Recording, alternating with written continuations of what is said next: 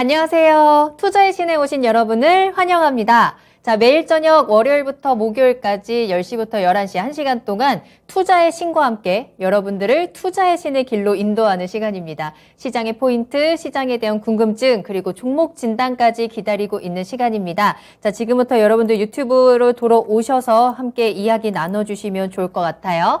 자, 그럼 먼저 오늘의 투자의 신부터 소개하겠습니다. 오늘은 이재필 전문가님과 함께합니다. 전문가님 안녕하세요. 예, 안녕하십니까. 반갑습니다.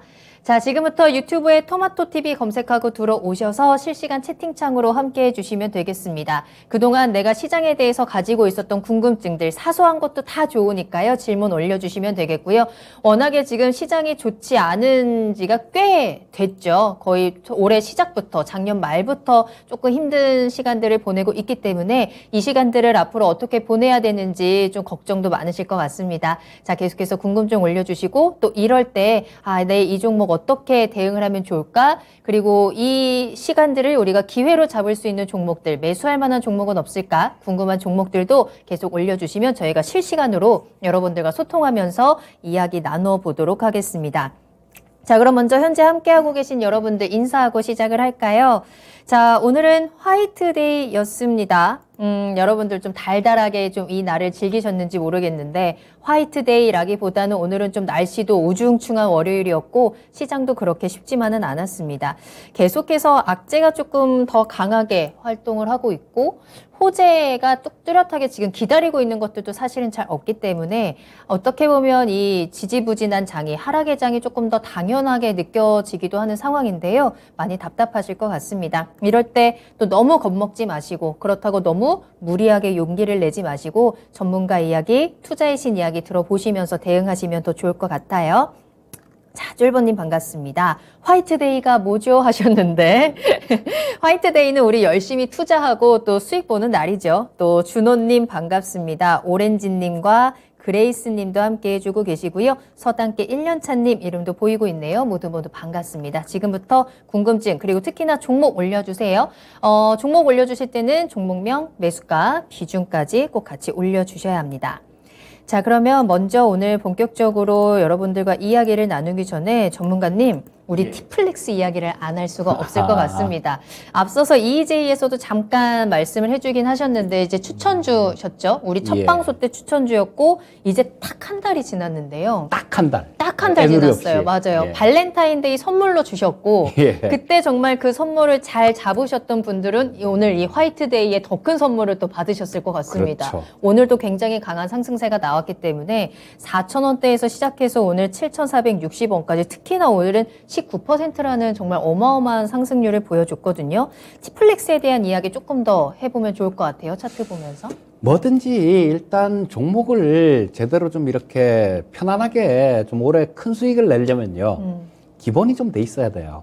기본이 좀 돼 있다라는 얘기가 어떤 얘기냐면 비싸지 않아야 돼요. 뭔 얘기냐. 이게 티플렉스를 그때 처음에 말씀드릴 때 2월 14일보다 지금 뭐 한 80%가 넘게 올라왔거든요. 근데 지금 현재 시가총액이 한 1,800억 정도 돼요. 1,800억 정도 되는데 그렇다라면 그때 전에 말씀드렸을 때, 처음 말씀드렸을 때 그때는 1,000억이 채 안 됐다라는 얘기입니다. 자, 그런데 이 회사가 실적이 나오는 걸 보면 2021년도에 그러니까 168억 정도를 벌었어요. 그러니까 뭐 이쪽들 해갖고 뭐 한 10배 정도 되면 영업이익에 뭐 한 적정한 수준이네 그렇게 얘기를 하는데 이 1680억 정도 되면 적정한 수준이네 뭐 이 정도로 얘기할 수 있는데 1000억밖에 안 됐다라는 거예요. 그리고 거기다가 모멘텀들이 좀 있었죠. 자, 요거는 저 봉영강 쪽 그 스테인레스 본강 쪽 요쪽에서 국내 1위 업체거든요. 그런데 저쪽 저 우크라이나하고 러시아하고 또 막 이렇게 좀 전쟁을 하면서 뭐 가격들이 엄청나게 올랐잖아요. 원자재 관련되는 것들이. 뭐 유가도 그렇게 올랐고, 그 다음에 뭐 알미늄, 니켈 할 것 없이 다들 그렇게 많이 올랐는데, 뭐 거기에 이게 주가가 싸다라는 거는 언제든지 올라갈 준비가 돼 있다라는 거거든요. 준비가 돼 있는데 어떤 그 계기가 없었던 것 뿐이에요. 제가 자주 표현을 할 때는 이렇게 표현을 하거든요. 마른 장작. 그러니까 마른 장작이 이렇게 쌓여 있는 거예요. 근데 여기에 그냥 불이 붙지는 않잖아요. 당연하죠. 예, 이 준비가 돼 있는 거고 거기다 그냥 불똥만 살짝만 탁 튕겨주면 불이 확 붙죠. 그런 거다라고 보시면 될 것 같고요. 네. 자, 그 다음에도 또 하나 더 지켜볼 수 있는 그런 부분들도 없잖아 있긴 있어요. 남아있어요, 아직도. 예, 뭐냐면 네. 지금 그때 만약에 매수하신 분들 같은 경우는 뭐한 절반 정도는 털고 넘어가시면 털고 이런 부분들을 지켜보시면 될 거고요. 네. 자, 지금 러시아 쪽이 중국이 아마 러시아 쪽을 그렇게 외면만 하지는 못할 것 같아요. 뭐 오늘도 뉴스들 나오는 걸 보면 러시아 쪽에서 중국 쪽에다가 뭐 저 군사 쪽 이런 거 좀 지원해달라 뭐 이런 얘기를 했다는데 중국 쪽에서는 우리는 뭐 사실 무근이다 들은 바 없다라고 얘기를 했는데요. 자, 이게 미국이 딱 노려보고 있는 중이거든요. 너네 러시아 도끼만 도와봐. 너네도 죽어. 네. 이렇게 하고 있는데 지금 요 티플렉스 같은 경우는 그 중국이 가장 큰 무기는 히토류라고 볼 수 있겠죠. 그 히토류 관련되는 종목이에요. 히토류 관련되는 종목이기 때문에 네. 뭐 저런 것들 일단 뭐 저 그 전에 매수해서 보유하고 계신 분들이라면 절반 정도만 정리를 하시면 절반 정도 들고 가면 편안하게 들고 갈 수 있잖아요. 네. 자, 그러니까 뭐 이런 부분들이 만약에 또 뭐 좀 모멘텀으로 작용을 한다라면 근데 지금부터 좀 치고 올라가는 거 이거는 오버슈팅 된 구간이다라고 보시고요. 뭐 정상 범위 내에서 움직이는 모습은 아니다라고 보시면 될 거고 뭐 조금 뭐 쫓아가는 그런 자리는 안 될 거고요. 네. 뭐 절반 정도 정리하고 절반 정도는 뭐 그런 모멘텀들을 또 조금 나올 수 있는지 그런 부분들을 지켜보는 것도 좋겠다라는 생각이 듭니다. 네. 정말 이 힘든 장에서 무려 80%가 넘는 수익률을 보여준 종목입니다. 딱 한 달 만에 82.24%라는 수익률을 기록을 했습니다. 그런데 여기서 아직도 더더욱 모멘텀이 남아있다라는 점이 중요할 것 같습니다. 그때 좀 잘 선물을 받아가신 분들께서는 조금 더 좀 편안하게 들고 가 보시면 좋을 것 같고요. 오늘 이제 화이트데이잖아요. 화이트데이에 앞서서 EJ에서 추천해 주셨던 종목들 혹시 기억하고 계신지 모르겠습니다. 그 종목도 앞으로 한 달 뒤에 여러분들께 또 큰 선물이 될 수도 있으니까 그 종목들 EJ에서 전해드리는 종목들 계속해서 좀 잘 담아가 보시면 좋을 것 같아요. 쫄보님께서 내가 샀으면 안 올랐을 텐데 내가 안 사서 오른 걸 저한테 감사해야 합니다. 라는 글도 올려주셨네요. 자, 은희님께서는 와, 이재필 대표님이시다. 라면서 반겨주셨는데 궁금한 점 있으시면 계속해서 올려주시길 바라겠습니다. 사실 제가 오늘부터 헬스장을 등록을 하고 안 하던 운동을 해서 지금 여기가 아파요. 이렇게 돌려보기가 너무 지금 좀 힘든 상황인데 이제 정말로 이렇게 뭐 다이어트를 하거나 이렇다기보다 정말 체력을 키우기 위해서 습관을 좀 길러보려고 제가 이제 헬스장을 등록을 했거든요. 근데 아까 또 채팅창 보니까 습관적으로 매수를 한다. 나는 주식 중독인 것 같아요. 오늘 같은 날 이 종목 사면 안 되는 걸 알면서도 또 샀어요. 이러신 분들이 있더라고요. 이 주식 시장에서 우리가 투자를 할 때 제대로 된 좋은 습관을 기르는 것도 굉장히 중요할 것 같은데. 그게 전부예요. 그게 전부예요? 얼마나 중요하냐 하면 네. 지금 저도 증권회사를 10년 넘게 다녔거든요. 네. 그러면서 고객분들도 많이 뵀어요. 뭐 수익 나시는 분들도 뵙고 뭐 맨날 깨지는 분들도 뵙고 그러는데 공통점이 그 수익을 내시는 분들이 그렇게 많지가 않거든요, 사실. 맞아요. 근데 그분들 공통점이 뭐냐 하면 경우에 따라서는 계좌에 현금을 보유하세요. 경우에 따라서는 계좌에 현금을 보유하시고 그다음에 아니다 싶으시면 좀 10종목을 사서 10종목 다 먹으려고 그러는 게 아니라 안 된다 싶으면 자를 줄도 알아요. 그 자르고 난 다음에는 또 보통 보면 잘 안 되시는 분들 보면 바로 막 사거든요. 맞아요. 네. 올라가는 것 같으면 네. 빨리 잡고, 좀 떨어지면 무서우니까, 근데 또 막상 팔지는 못해요. 올라갈 것 그러니까, 같거든. 이게 그런 원칙을 세워놓는 것도 굉장히 좋아요. 원칙. 뭐냐 하면, 네. 내가 두 번 연속, 그 주에 데이 트레이딩을 하는 분이든 어떤 분이든 좋아요. 그 주에 두 번 연속으로 손절매를 쳤다? 그러면 그 주는 매매를 안 하고. 또는 그 달에 두 주 연속 이렇게 깨졌다. 먹었다 깨졌다 하다가도 2주 연속 깨졌다. 그럼 그 달은 매매를 안 하고. 이게, 내가 좀 안 될 때 주식도 그렇습니다. 유독 잘 될 때가 있어요. 저도 마찬가지예요. 그래요. 유독 잘 보일 때가 있고, 네. 또 정말 안 보일 때도 있어요. 이 솔직한 얘기인데. 전문가님도 그러시구나. 예. 그러니까 내가 안 보일 때는 안 하면 괜찮아. 안 하면 상관없어요. 차라리 자, 딴 데를 좀 봤다가 보는 게 잘 보일 수도 있어요. 그렇죠. 그죠? 누구도 나한테 야, 이 주식 왜 안 샀어? 사. 이렇게 강요하는 사람이 없거든요. 누구도 없어요. 그리고 또 이 주식 왜 안 팔아? 팔아. 이렇게 강요하는 사람도 없고요. 오로지 내 판단에 의해서 시장은 매일매일 열리는 거고요. 그럼 매일매일 열리는 시장에서 내가 유리할 때 그때 매수를 할 수 있는 거 그것도 개인 투자자들의 특권이다라고 봐야 되거든요. 근데 그 특권을 네. 누리질 못하고 그냥 막 매매를 하시기 때문에 그래서 어려워지시는 거죠. 혹시 그러면 전문가님의 원칙 같은 거는 어떤 게 있어요? 그러니까 저 같은 전문가님의 경우는 하나만 뭐 말씀해 주시죠. 매매를 제일 중요한 게 그거죠. 자를 때는 이 수익이 나면 최소한 2자릿수 이상까지는 그냥 들고 가요. 최소한 못해도. 근데 자를 때는 뭐 한 3% 정도 선에서는 그냥 잘라버리거든요. 과감하게. 예, 잘라버려요. 그리고 뭐 이게 저 티플렉스 같은 종목들도 마찬가지. 수익이 난 종목들은 좀 더 들고 갈 필요가 있어요. 좀 더 들고 갈 필요가 있고. 자, 만약에 이거를 5%씩 10번을 손절을 쳤다고 해요. 어떤 네. 종목을. 근데 이런 종목 한 종목이면 그거 다 복구도 되고도 남잖아요. 그렇죠.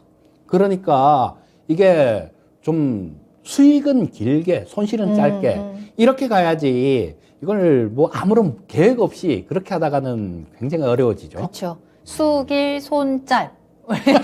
수익은 길게, 손실은 짧게 여러분들 기억을 하시면서 항상 이게 평정심이라는 이야기를 제가 강장 많이 하는데 시장에서 너무 흔들리지 않고 본인만의 원칙 또 본인만의 습관을 좀 잘 지켜가시면서 투자를 좀 하셨으면 좋겠습니다. 수익 많이 보시길 바랄게요. 자, 그러면 오늘따라 또 종목이 굉장히 많이 올라오고 있습니다. 월요일부터 또 시장이 힘들었기 때문에 일단 종목 진단하면서 출발을 해보도록 할게요. 먼저 김지원 님이 올려주신 종목이고요. LX 인터내셔널 살펴보겠습니다.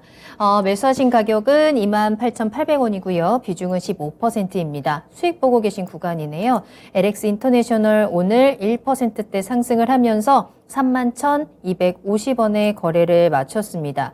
자, 그런데 최근에 조금 더 수익을 봤을 수도 있다. 만약에 더 전에 사셨다면요. 워낙에 2월 들어서 강한 상승세가 나왔었고 34,000원대 찍고 또 큰 조정이 나오기도 했었거든요. 그러다가 지난주 말부터는 다시 한번 조금씩 반등하는 흐름이 나오고 있습니다. 수익 좀 잘 챙겨가고 계시는 구간이긴 한데요. LX 인터내셔널 앞으로 어떻게 대응하면 좋을까요?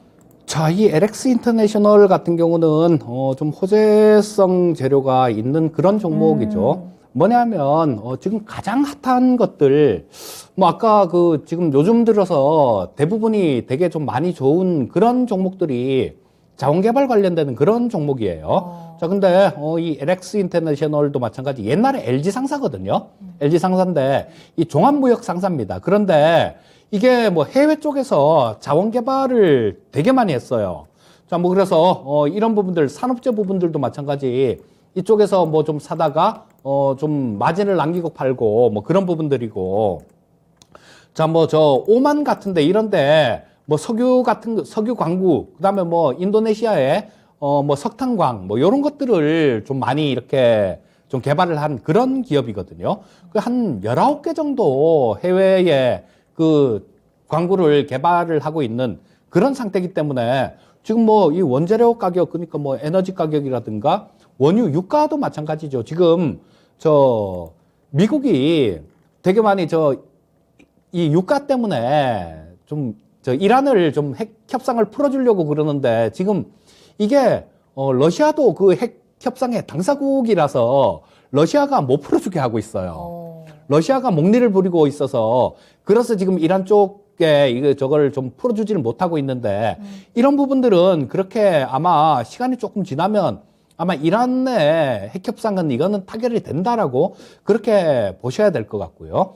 그 대신에 또 미국이 제재를 되게 많이 가했던 베네수엘라 쪽, 뭐 이런 쪽에 그쪽에 좀 증산을 하라고 그렇게 얘기를 했는데 이 베네수엘라 쪽은 땡큐예요. 땡큐인데 우리가 그동안 제재를 워낙 많이 받아서 설비 투자를 한 게 없어서 당장 못 뽑아내요.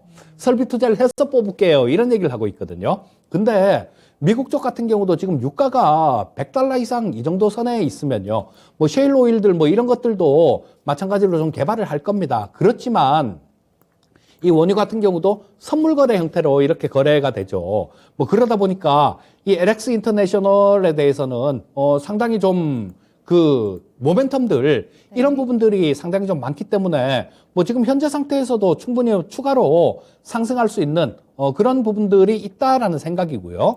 자, 보시면 저 며칠 전에 이거 찍었었네요. 한 3만 요게 얼마인가? 34,850원을 찍었었네요. 네. 자, 근데 이거보다는 좀 더 위쪽으로 이렇게 갈 수 있겠다라는 그런 생각이 듭니다. 그래서 지금 현재 상태에서는 조금 뭐 보유해 보시면 좋을 것 같고요. 자, 일단은 목표가는 글쎄요, 뭐 3만 한 6천 원 이상 정도까지는 1차로 볼 수 있겠다라는 생각이 들고요. 자, 3만 6천 원은 이쪽에서 작년에 10월 달 정도에 기록했던 뭐 그 고점이 3만 8천 원 정도니까 그걸 뭐 바로 뚫기는 어려울 것 같고, 그쪽에서 뭐 조금 근처 정도, 뭐 이쯤에서는 조금 왔다 갔다 하다가 조금 밀릴 수도 있다라는 생각이 드니까요. 뭐 3만 6천 원에서 한 3만 7천 원 사이 정도, 그 정도라면 뭐 충분히 좀 올라올 수 있다라는 생각이 드니까 일단 뭐 그 정도 근처에서 조금 정리하는 전략을 말씀드리겠습니다. 네. 자, LX 인터내셔널 종목 진단 도와드렸습니다. 보유 의견 드렸어요. 아직 더 상승할 수 있는 가능성 충분히 열려 있고, 목표가라고 한다면 36,000원에서 37,000원 사이입니다. 그 사이에서는 수익 보고 한번 정리를 하는 전략 꼭 참고해 보시길 바라겠습니다.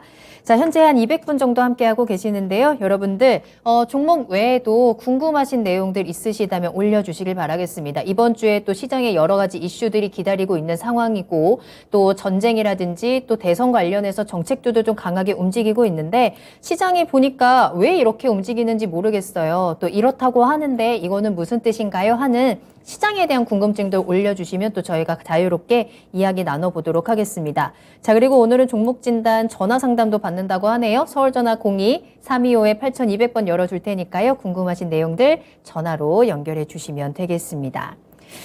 종목 진단 한 가지 더 보고 이야기 나눌게요.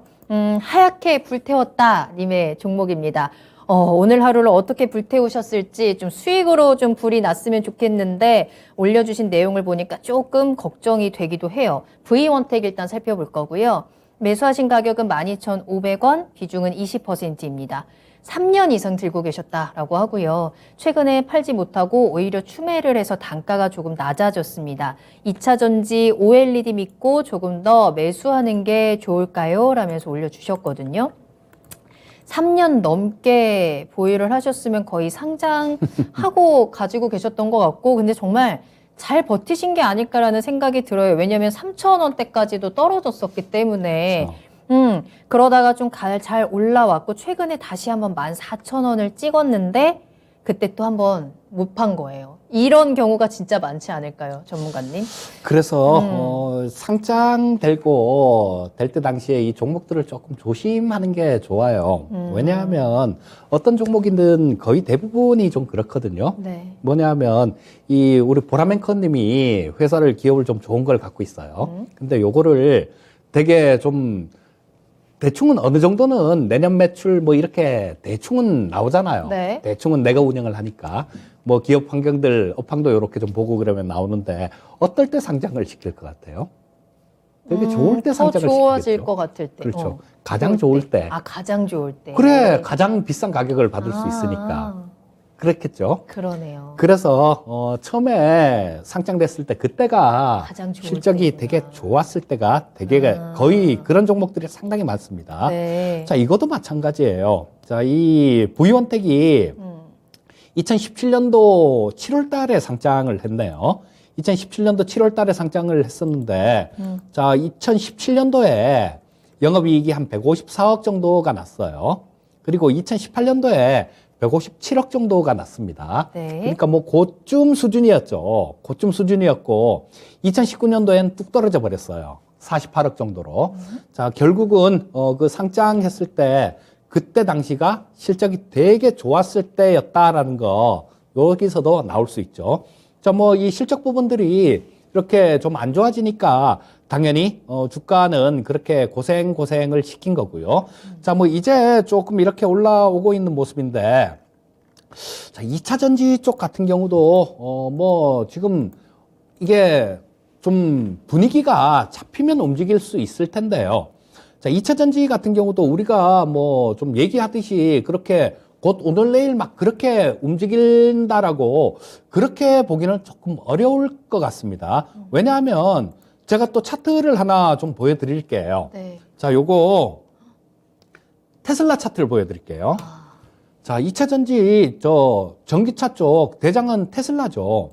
자, 보시게 되면 이쪽에는 뭐 액면 분할한 거고, 자, 이쪽에서 보시게 되면 11월 달, 작년 11월 달에 1100달러 정도였어요. 근데 자, 뭐 어제 종가가 795달러 정도입니다.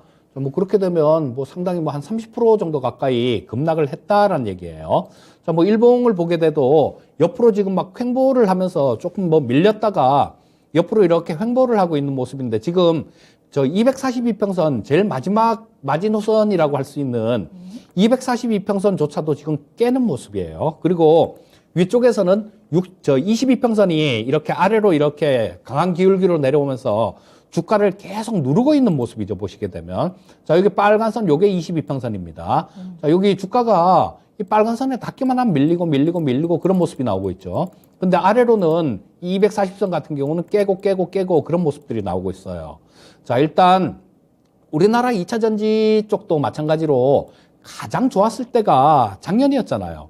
작년 그때였는데, 자, 이때는 테슬라가 가장 좋았을 때 그 영향을 받아서 움직였다라는 겁니다. 근데 지금 현재 상태는 이 글로벌 대장주 테슬라 같은 경우도 좀 헤매고 있으니까, 뭐 이런 상황에서 2차 전지 관련되는 뭐 그런 것들을 좀 오늘 내일 탄력 있는 모습을 기대한다. 이 부분은 조금 무리가 있다라는 생각이고요. 대신 다만 뭐 상당히 좀 오래 기다리셨는데요. 지금 주가 자체는 여기서 어느 정도 실적 부분들이 좀 이제는 왔다 갔다 하는 그런 모습들이 나오고 있어요. 뭐 재작년보다 작년에 매출은 상당히 좀 증가가 되고, 또 당기 순이익 같은 경우는 꽤 많이 났어요. 그러니까 실적 부분들은 조금 증가되고 있는 그런 모습이니까, 자, 뭐 조금 단기 매매 성향이시다라면 제가 뭐 어느 정도 11,000원 근처라도 가면 정리하세요라고 말씀을 드리겠는데요. 한 3년 들고 계셨으면 좀 더 들고 가시는 게 좋을 것 같습니다. 좀 더 들고 가셨다가 지금 12,500원이시면요. 그거 이상에서는 조금 매도를 하실 수 있을 것 같아요. 자, 뭐 일단 그 가격대, 매수하신 가격대 11,500원에서 12,500원 정도 그 사이, 그리고 그 사이를 조금 뚫는다라면 뭐 한 13,000원 살짝 넘는 수준, 뭐 그 정도까지도 움직일 가능성은 있어 보입니다. 자, 조금 뭐 보유를 해 보시고요. 지금 더 매수하는 건 어떤가요? 라는 질문도 올려주셨는데, 매수는 지금 20%를 보유하고 계시니까 네. 더 매수를 하시면 무거워져서 안 돼요. 무거워져서 안 되니까 일단 만약에 추가 매수를 하고 싶은 마음이 있으시다라면요. 지금 시장 자체가 그렇게 만만한 시장이 아니잖아요. 만만한 시장이 아니고, 뭐 이번 주에 뭐 러시아 디폴트 관련되는 뭐 그런 얘기들도 나올 수도 있고, 네. 또 연준 통화정책회의가 있을 수도 있거든요. 네. 근데 지금 연준 통화정책회의가 그 지방연은 총재들 같은 경우는 조금 매파 성향의 위원들이 투표권을 갖게 되거든요. 그래서 물론 뭐 0.251 확률이 굉장히 높습니다. 근데 이 연준의 통화정책회의는 보통 보면 만장일치로 이렇게 좀 결정이 되는 경우가 되게 많아요, 금리는. 근데 지금 뭐 현재 상태는 이 매파 위원들이, 지방연은 총재들이 새로 연준 위원들은 이사들은 그 투표권을 갖고요. 네. 지방연은 총재들 같은 경우는 돌아가면서 투표권을 행사하거든요. 그런 것들이 있어서 지금 작년에는 지방연은 총재들 같은 경우는 좀 비둘기파인 사람들, 이번에는 그런 분들이 많았었는데 올해는 그분들이 나가고 매파 성향의 분들이 좀 들어오거든요. 그래서 여기서 조금 잡음이 나올 수도 있어요. 그리고 또 마찬가지로 그런 부분들도 있을 수 있죠. 지금 2월 CPI가 7.9%가 나왔잖아요. 네네. 7.9%가 나왔는데 지금 3월 달 보게 되면 지금 뭐 유가도 엄청나게 많이 올랐죠. 2월 달보다. 그리고 또 다른 물가들도 이렇게 되게 많이 올랐기 때문에 아마 뭐 8%대는 기본으로 나올 거고요. 조금 심하게 예상하는 데는 9%가 나올 수도 있어. 그렇게 얘기하는 와. 기관들도 있거든요. 네. 그러니까 시장에 대해서는 좀 너무 공격적으로 그렇게 보셔서는 안 된다라는 생각이니까 일단은 좀 추가 매수는 조금 최대한 좀 기다려 보셨다가요. 이게 뭐 만약에 뭐 한 8,500원 정도? 그쯤 아래 구간이다라면 거기는 바닥이다라고 볼 수 있을 것 같아요. 그러니까 뭐 이 종목 얘기하다가 뭐 시장 얘기까지 나와 버렸는데요. 네. 뭐 이런 얘기 다 해도 되니까 좋네요. 당연하죠. 예, 당연하죠. 좋네요 이거. 산으로 예. 가도 괜찮습니다. 그러니까요. 그 산에 저희가 또 잘 따라갈 거기 때문에.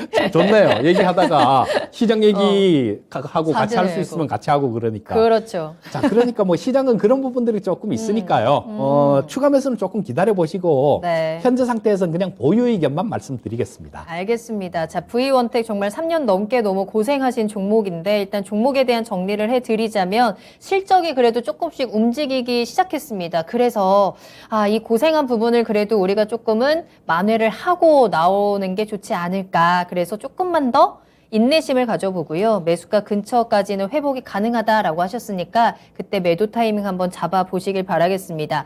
우리가 또 이제 V원택 진단하다가 시장 이야기를 한 김에 시장에 대한 이야기를 조금 더 해보자면 앞서 저도 지금 시장 분위기가 그렇게 좋지는 않고 너무 공격적이보다는 조금 보수적으로 봐야 한다라고 하셨잖아요. 은희님께서 어떤 분이 우리나라 주식 곧 대폭락이 온다고 했다. 대표님의 의견은 어떠신가요? 라는 질문을 올려주셨는데 하락장인 거는 알겠어요.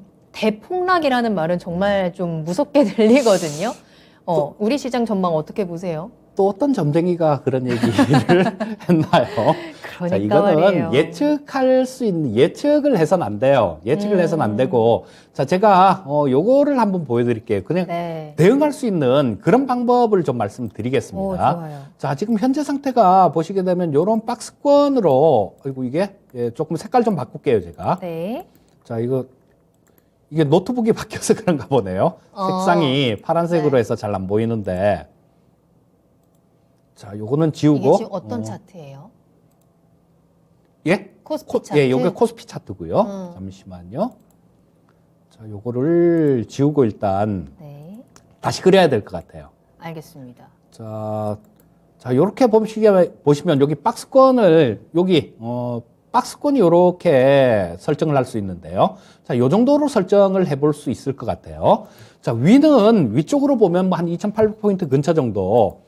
그좀 큰 박스권에서는 2,800포인트 근처고요. 자, 좁은 박스권으로 본다라면 지금 아래쪽 같은 경우는 2,600포인트하고 지금 2,700포인트에 22평선이 위치해 있으니까 요 한 100포인트 정도 박스권 요 정도로 보시면 될 것 같고요.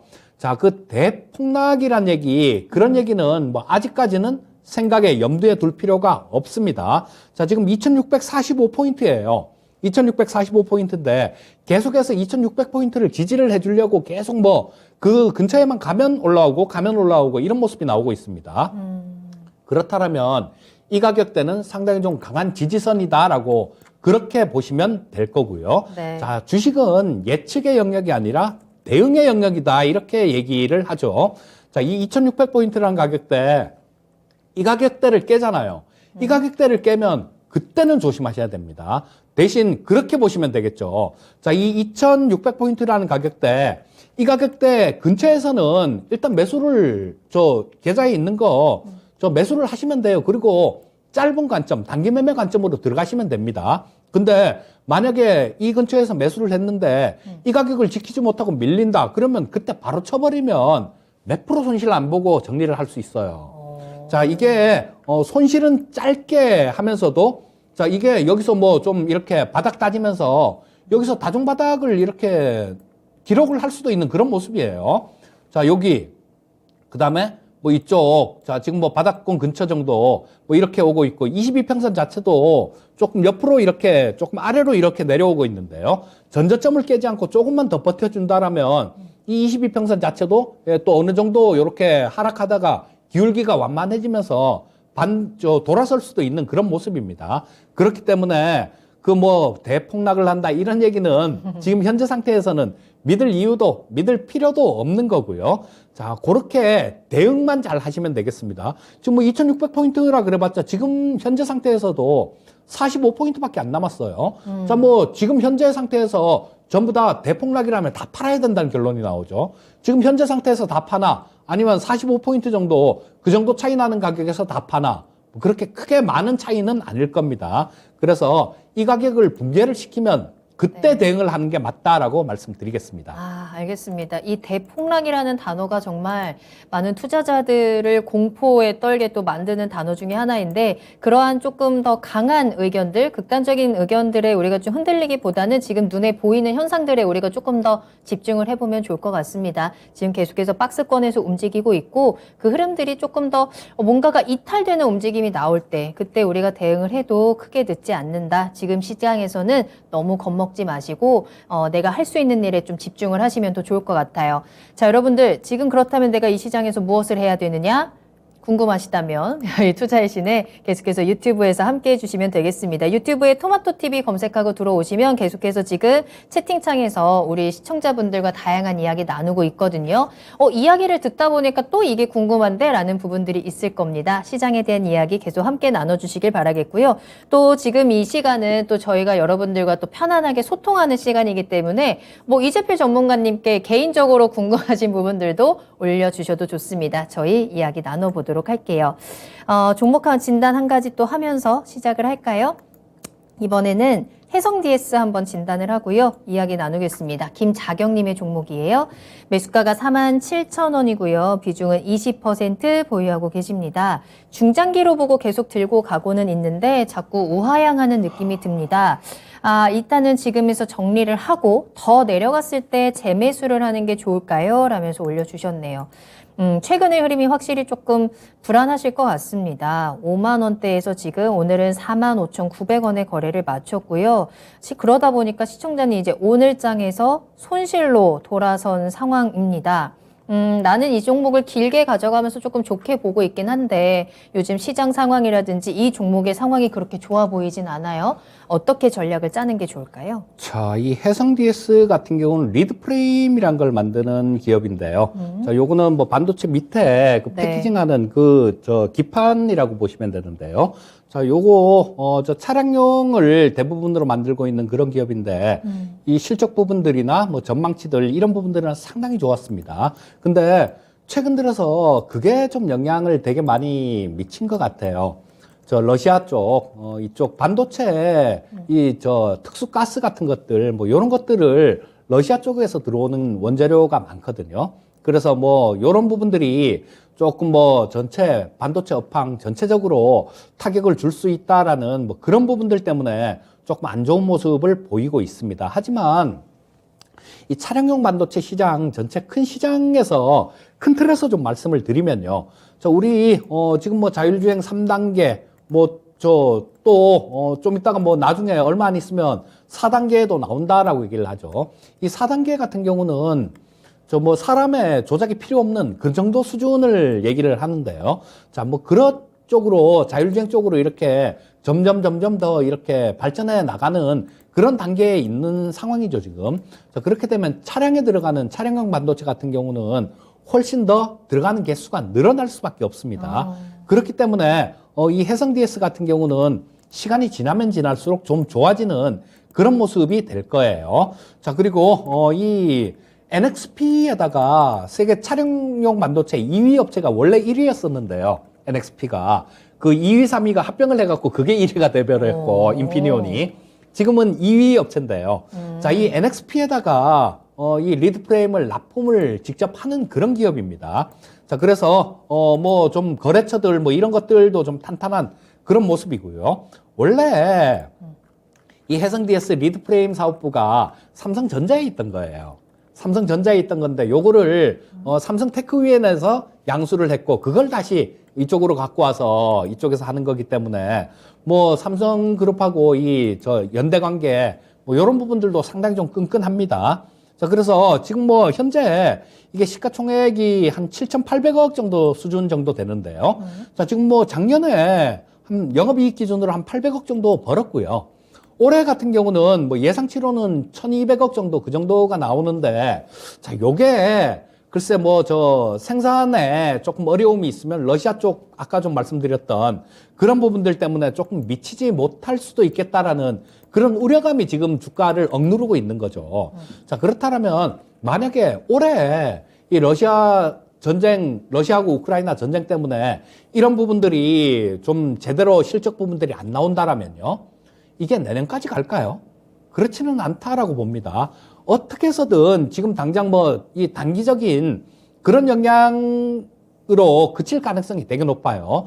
자, 뭐 올해 상반기 혹은 뭐 3분기 정도 그 정도가 되게 되면 이런 부분들은 그냥 다 좀 지나간 우리 일본에서 그 저거 뭐 반도체 그 소재들 뭐 이런 것들 수출 제한했을 때도 처음에는 굉장히 걱정이 컸는데 시간이 지나가면서 다 해결해 나갔지 않습니까? 이런 부분들도 마찬가지일 거예요. 그래서 올해 만약에 이 실적 부분들이 그런 것들 때문에 조금 덜 나온다라면 내년에는 좀 더 나올 거예요. 자, 뭐 그렇다면 뭐 실적 부분들이 적자나는 기업도 아니고 실적 부분들은 계속 좋아질 수 있는 그런 기업이니까 조금 조급하게 생각하실 필요는 없으실 것 같고요. 자, 우리 시청자님이 보자 비중이 20%시면 그냥 들고 가셔야 되겠네요. 20%시면 그냥 들고 가시고 만약에 한 10% 정도만 되면 제가 아래 가격대 조금 정해드리고 매수를 그 가격까지 내려오면 매수를 하십사 하는 말씀을 드리려고 했더니 20% 정도 되시면 그냥 보유 의견만 말씀드리겠습니다. 알겠습니다. 자, 해성 DS 진단 도와드렸고요. 너무 걱정하지 말고 너무 조급해하지 말고 일단 조금 더 기다려보면서 실적에 대해서 좀 믿음이 있는 종목이기 때문에 보유 의견 드렸습니다. 참고해 보시길 바랄게요. 채팅창에 또 지금 다양한 이야기 올라오고 있는데 전문가님 사실 저희 EJ 시작하면서도 이 이광무 전문가님과 함께 이 오미크론에 좀 타격을 받았잖아요. 예. 계속해서 이 확진자 수는 늘어나고 있고 또 어제 보니까 새로운 변이가 또 나타났다라는 뉴스가 나왔어요. 델타 크론이라는 거기에 대한 질문이 또 올라왔는데 새 코로나 변이가 시장에 큰 영향을 미칠 것 같지는 않습니다만 그래도 미친다면 어느 정도일까요? 라는 질문이 들어왔어요. 글쎄요. 우리 그런 거 생각해 보면 될 것 같아요. 처음에 한 번이 무섭잖아요. 맞아요. 가장 무서웠을 때가 우리 2020년도 3월 달에 처음 그때 뭐 이건 뭐 이게 뭐냐 이거 우한폐렴 막 그러면서 우한폐렴 막 그러면서 야 중국은 뭐 저거 생겨갖고 다 문 닫았다는데 맞아요. 도시 뭐 아파트에 뭐 거기다가 다 가둬놓고 그냥 뭐 사육하듯이 뭐 식재료 갖다 주고 그런다던데 그러면서 그러니까. 진짜 무슨 재난 영화 보는 것처럼. 그러니까요. 그랬었잖아요. 맞아요. 그때가 제일 무서웠단 말이에요. 그러고 난 다음에 시간이 지나면 지날수록 이게 강도가 약해지죠. 어떤 변이가 나왔다고 하더라도 처음에 나온 변이 그거보다는 두 번째 변이가 나왔을 때 충격이 덜했고 그다음 세 번째 변이가 나왔을 때 덜했고 지금 맞아요. 오미크론도 지금 요즘은 보면 오미크론 알기를 우습게 알잖아요. 저도 지금 아직까지 안 걸렸는데 보라맨커도 아직 안 걸렸죠. 저도 안 걸렸어요. 그런 생각도 들어요. 야, 이거 불안에 떨 바에는 걸린 사람들 보면 뭐 한 주 그냥 앓으면 낫던데. 물론 뭐 후유증이 있을 수도 있고 많이 아프다고는 하지만 안 걸린 사람 입장에서 조금 불안할 때도 있긴 했어요. 언젠가는 걸릴 수도 있겠다라는 생각이 있으니까. 언제 걸릴지 모르니까. 맞아요. 그러니까 그런 생각도 든단 말이에요. 그만큼 이게 코로나가 만만했었던 얘기죠. 그렇긴 해요. 예, 그러니까 지금 뭐 앞으로 델타 크론 이런 부분들도 마찬가지로 그렇게 큰 영향은 없을 걸로 그렇게 봐야 될 것 같고요. 요게 만약에 또 뭐 전염력이 오미크론이 굉장히 강하잖아요. 맞아요. 근데 이거보다 더 강하다 막 그렇게 되면 그렇진 않은 것 같은데요. 만약에 뭐 그런 자료가 나오고 그러면 그때는 또 뭐 진단 키트 같은 것들 이런 것들 좀 움직일 수 있겠죠. 근데 뭐 그런 정도까지는 아닐 것 같아서 아직까지는 조금 뭐 그 과학자들 연구 나오는 거 그런 부분들을 보면서 너무 겁내지 말고 그렇게 차분하게 보시는 게 좋겠다. 뭐 이런 생각이 듭니다. 아마 시청자 여러분들도 이제 뭐 30만 명, 35만 명 이래도 크게 시장에 대해서 걱정하는 부분은 없을 거다라는 생각이 듭니다. 이 델타 크론에 대한 부분도 조금 더 확산이 됐을 경우에 일시적으로 관련 종목도 조금 움직일 수는 있겠지만 크게 움직이진 않을 거다라는 의견이고요. 이제 코로나가 심해지지는 않았고 이제 우리가 이제 격리도 없어지잖아요. 그러면서 저는 사실 격리 딱 없어진다라는 소식 들리자마자 비행기표부터 막 알아봤어요.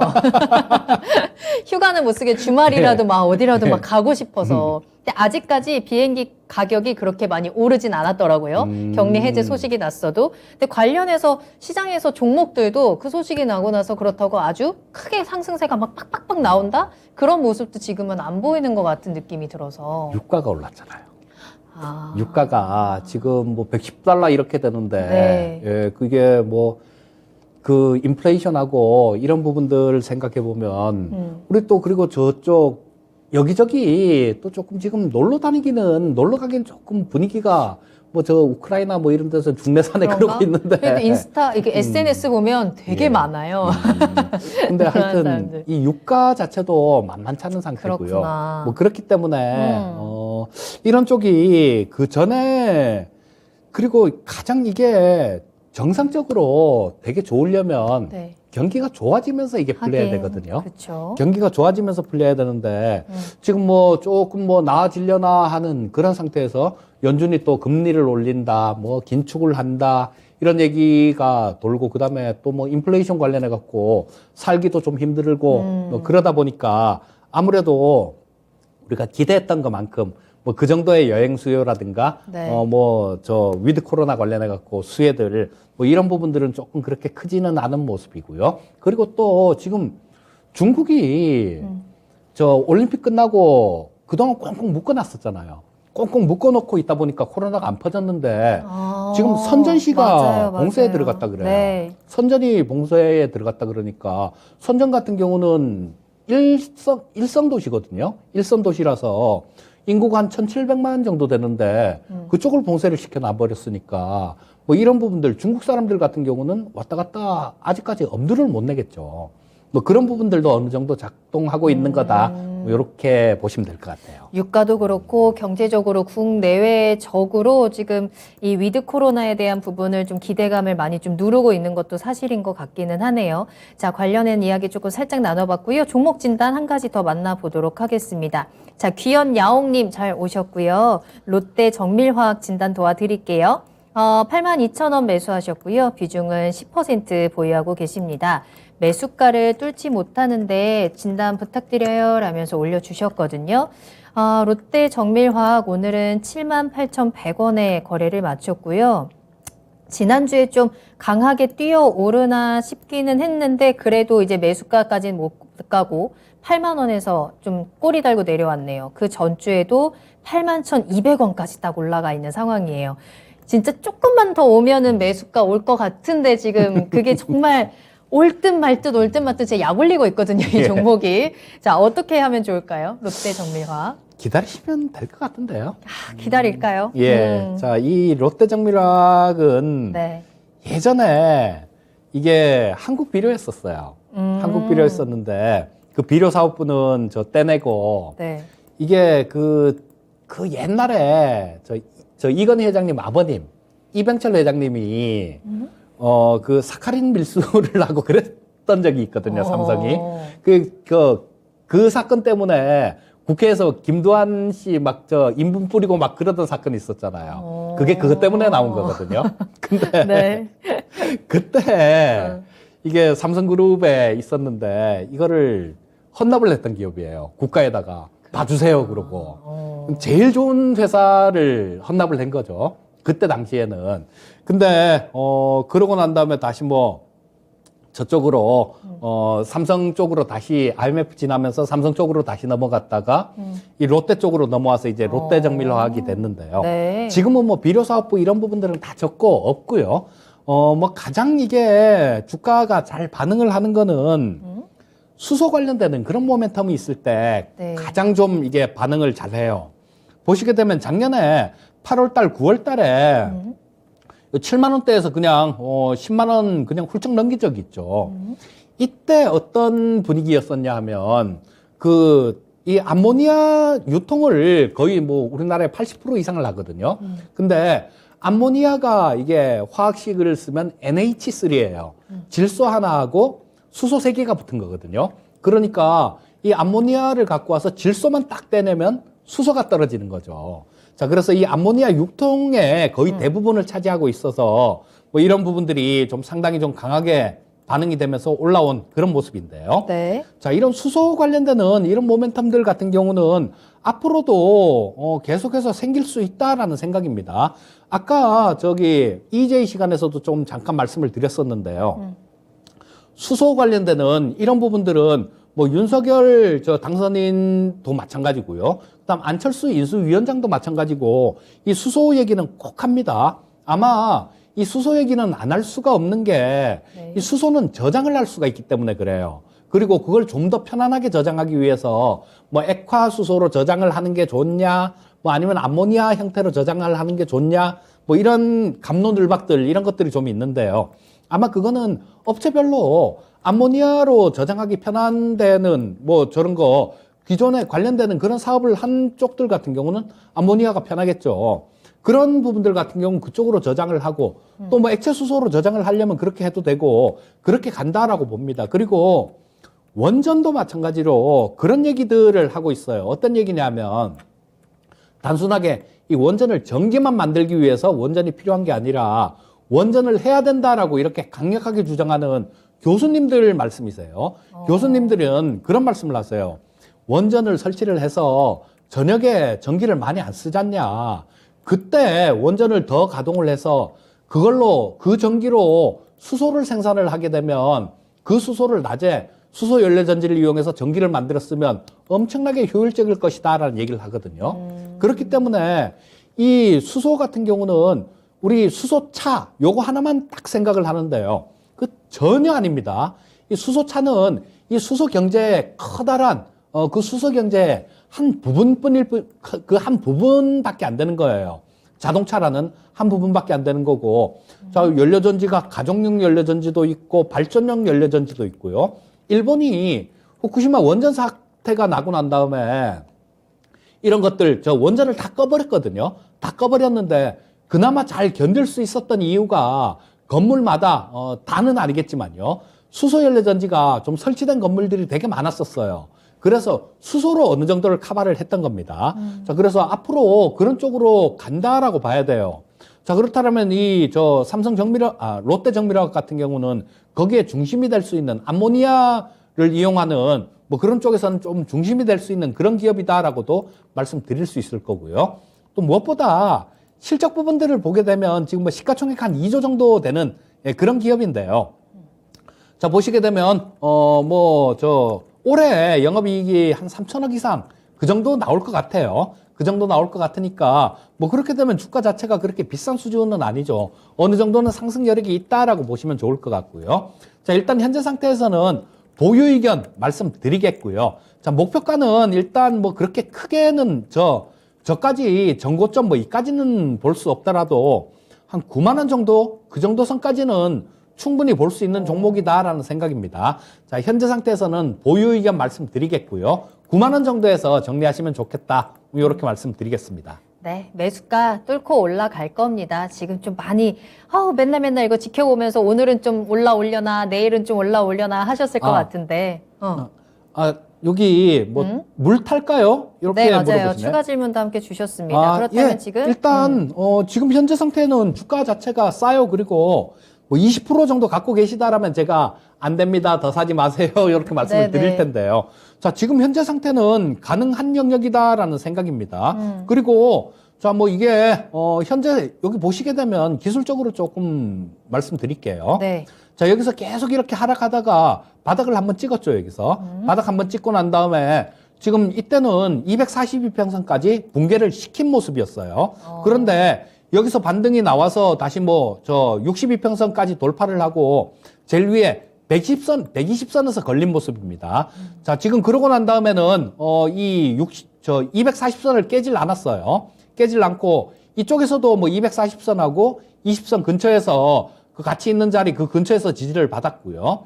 여기서도 마찬가지로 이 242평선에서 지지를 받았죠.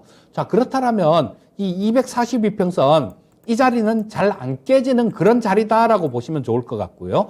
뭐 그렇다면 이 240선 있는 자리가 한번 저거 찍어 볼게요. 자, 242평선이 현재 상태에서 73,400원 정도에 있으니까 자, 뭐 요선 근처 정도 그러니까 딱 와 닿지는 않더라도요. 한 75,000원 정도 그 정도 선이면 되게 좀 추가 매수하기가 좀 좋은 그런 자리다라고 볼 수 있을 것 같아요. 네. 자, 뭐 추가 매수 생각이 있으시면 75,000원 약간 아래 구간, 그 구간에서 한 10% 정도 더 추가 매수를 하시고요. 뭐 그다음에 목표가 9만 원 정도로 보시면 좋을 것 같습니다. 네.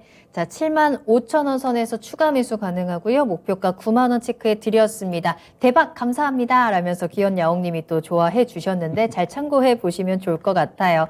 자, 이렇게 해서 오늘 롯데 정밀화학까지 종목 진단 해드렸는데 오늘은 또 특히나 종목 진단을 많이 해드린 것 같습니다. 종목 이야기하다가 시장 이야기도 하고 또 그러다 보면 전문가님의 옛날 이야기도 들을 수 있고. 좋네요, 이거.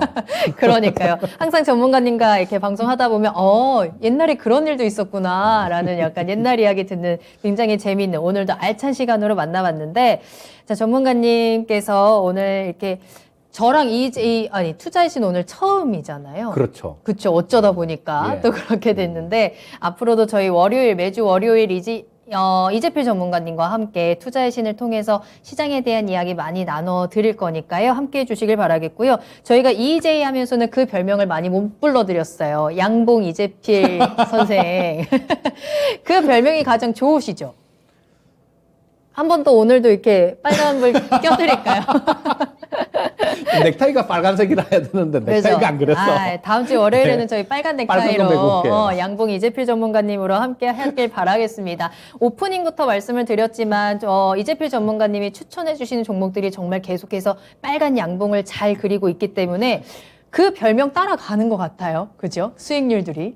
그런 것 같네요. 그죠?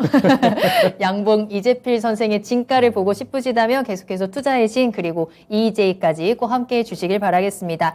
자, 이렇게 오늘도 마무리를 해보도록 하겠습니다. 오늘도 좀 힘든 하루 모두 보내셨을 것 같은데 또 앞으로도 그렇게 쉽지만은 않은 날들이 예상이 되는데 여러분들 그래도 힘내시고 또 저희가 투자의 신에서 이렇게 또 재밌게 또 시장에 대한 이야기 풀어드리고 있으니까요. 하루의 마무리를 투자의 신과 함께 하시면서 좀 기분 좋게 잠들 수 있었으면 좋겠습니다. 전문가님과 여기서 먼저 인사드리고요. 다만 저희가 방송에서 전해드린 내용은 투자 판단에 대한 참고 자료입니다. 투자는 투자자 본인의 책임과 판단에 따라서 이루어져야 한다는 점 유의해 주시기 바랍니다. 자, 그럼 오늘도 모두 수고 많으셨습니다. 저는 내일 이 시간에 돌아올게요. 시청해 주신 여러분 고맙습니다.